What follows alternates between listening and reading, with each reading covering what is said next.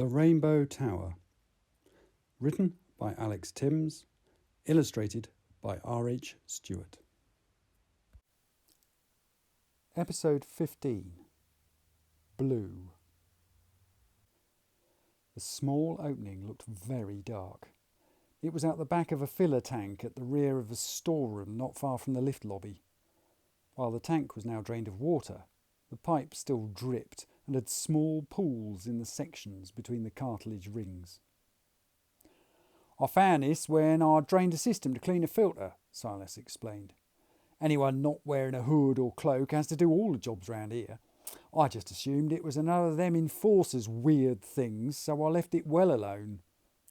Jed swallowed hard as he climbed into the tank. He really didn't want to do this. "Here." The stout lady handed Jed her torch. "The name's Marjorie. You can give that back to me when we reach green." Jed paused. "What did you mean, I belong here?" he asked.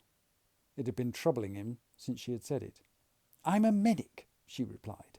"The pipe we were in was just like our own bodies.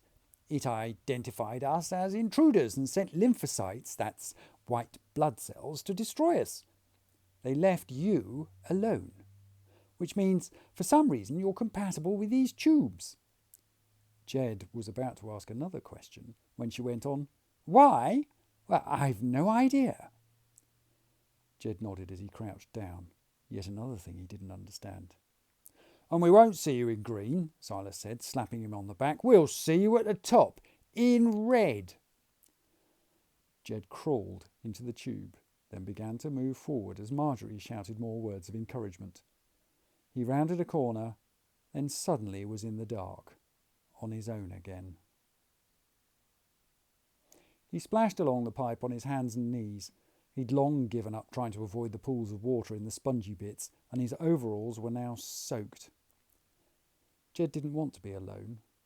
Being alone allowed the images of what had happened to him force their way into his head, of the mass, of Trevor falling, of the faces he'd just left behind and who were counting on him. Then there was the dark shape of his mother in the pool. He didn't know what to make of that, and it was the last thing he wanted to think about. Jed rounded a bend and in the torchlight found himself facing what looked like a scaled-up version of the valves Trevor had used in the hydraulics for his machines on the recycling floor. He'd taught Jed how to repair the hoses and bleed the valves, but Jed had never seen one this big, nor made of flesh and gristle. He took out the phone, hoping it might give him some clue as to what lay ahead, but once again the map merely showed him to be crawling where no pipe existed. He stowed the device in his pocket again and sighed. "Here goes," Jed said to himself as he put his hand on the valve to force it open. As soon as he touched the warm flesh, quite different to the pipe wall, he had the same feeling he'd experienced in the drain in the atrium, only much, much stronger. He flashed the torch around and behind himself, feeling certain there was someone there. But the pipe was empty. He was all alone. And yet... Jed pushed himself through the valve. He was heading against what would have been the flow of liquid, so it was a struggle to crawl through. As he did so, he became covered from head to foot in mucus. Silas had been right. He was the only one who could have done this. The air felt warmer and more humid the other side. Jed put his hands down to crawl, only to find the pipe felt hot and sweaty. He was also aware of a noise. It was a steady 2-beat thump, like they had sometimes heard in Violet from the huge machine floors way above. He stopped to listen. If it was a machine, it wasn't a very well-maintained one, for it stuttered and fluttered at times. Jed frowned. If Trevor had been in charge of it, he'd have tinkered with it for hours until it had run properly. Jed pushed on, trying not to think about Trevor. Maybe it would be better not to remember anything, to be an empty vessel like the enforcers seemed to be. He shook his head. This place was sending him mad. Another valve blocked his way, and again Jed had to force his way through. It was hotter still beyond, a sickly, fevered heat, and the beating noise was more pronounced and just as irregular. Jed wondered about the pipe. Was it ill? That's what it felt like, and here mucus covered the walls as well as the valves. Yet another valve came soon after, bigger this time. Jed expected more of the same on the other side. But he was wrong.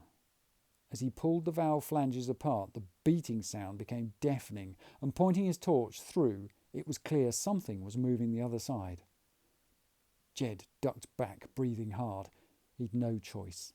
He had to go on.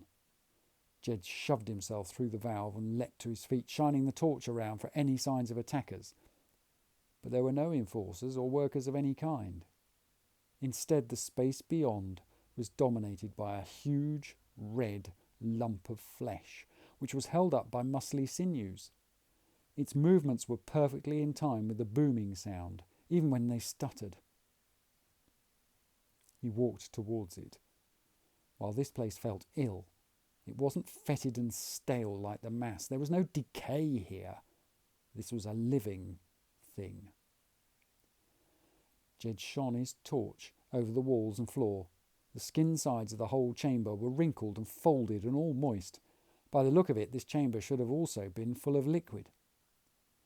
The torch beam fell on large fleshy pipes leading to and from the beating thing in front. At least these still contained fluid. As he inspected the muscle in front of him, he realised that the timing of the beat was familiar. He put his hand to his chest. Just to the left, near the bottom of his rib cage. He felt his heart beating under his fingertips, in perfect time with what was in front of him. Then he realised.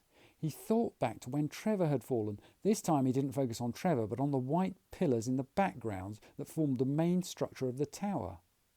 Those weren't steel beams like in the recycling hall, or concrete like in the stairs. Flesh and cartilage, pipes that bled, white blood cells that attacked intruders, and the heart in front of him. Those columns were bone. The tower wasn't just a building, it was a living thing. The heart in front of him fluttered again. It was clearly ill. Jed stepped forward, feeling sorry for this huge creature around him. It was running a fever, and he laid his hand on the heart, trying to still the irregular beat. This time, he was certain he felt something. Not just the building, but something else. However, the connection was only fleeting, and his attention was instead caught by the plastic pipes leading from sharp, badly sewn cuts in the floor up to the back of the heart itself.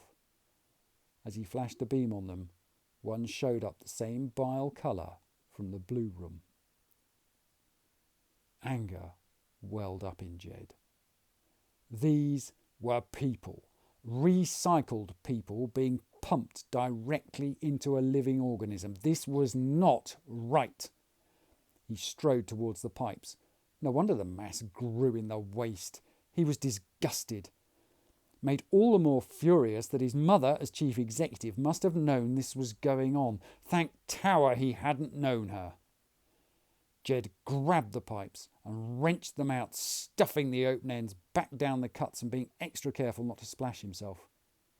He saved the bile one until last and, as he pulled it out, realised his mistake. Alarms sounded outside the heart room, and the heart began beating faster in panic. He shone the torch around, for the first time noticing a door hidden behind the heart in a fold of the skin wall. He ran to it to find in horror that the locking wheel in the centre was turning. They were coming in, and he was trapped.